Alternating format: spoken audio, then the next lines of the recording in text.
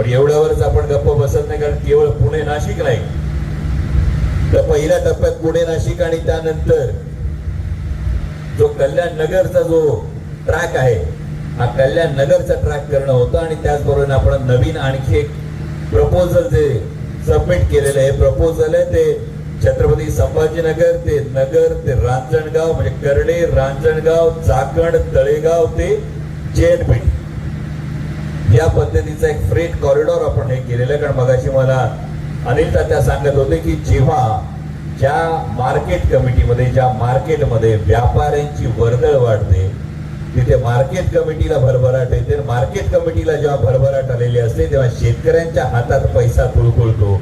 जर माझ्या शेतकऱ्यांच्या हातात पैसा कुळकुळण्यासाठी लोकप्रतिनिधी या नात्यानं या दळणवळणाच्या जेवढ्या सुविधा बनवायच्या, त्या प्रत्येक सुविधेसाठी तुमच्या सगळ्यांच्या साथीनं मी कायम तयार आहे, ही तुम्हाला ग्वाही देतो. पुन्हा एकदा या वास्तूसाठी तुम्ही इतक्या कमी कालावधीमध्ये काळेसाहेब इतक्या दिमागदार कार्यक्रम केला, त्याबद्दल मनापासून तुमचं मी कौतुक करतो. तसं त्यांचं कौतुक वेगळे करण्यासाठी आहे.